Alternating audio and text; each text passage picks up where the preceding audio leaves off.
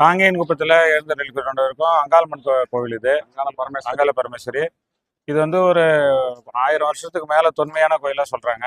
பழசு வந்து பனை ஓலையில் வந்து கோயில் இருந்ததாகவும், அப்புறம் கூரை வேஞ்சிருக்காங்க.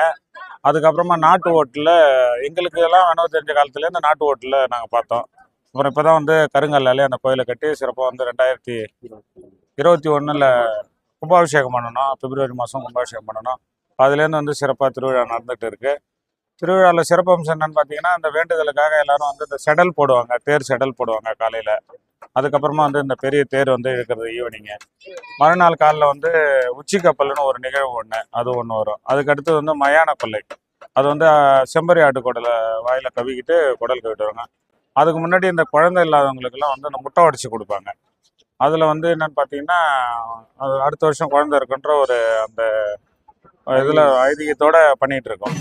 அதுக்கு அடுத்தது இப்போ சாமி வந்து அஸ்யூஷுவல் அந்த ஊரை சுற்றிட்டு வந்து மயானத்துக்கு போயிட்டு மயான சோலை நடக்கும். மக்கள் வந்து எப்படியும் ஒரு 2 லட்சம் பேருக்கு மேலே கூடுவாங்க. சிறப்பான வான வேடிக்கை வந்து ஒரு 1 லட்சம் பேர் பார்க்குற அளவுக்கு வான வேடிக்கை நடக்கும்.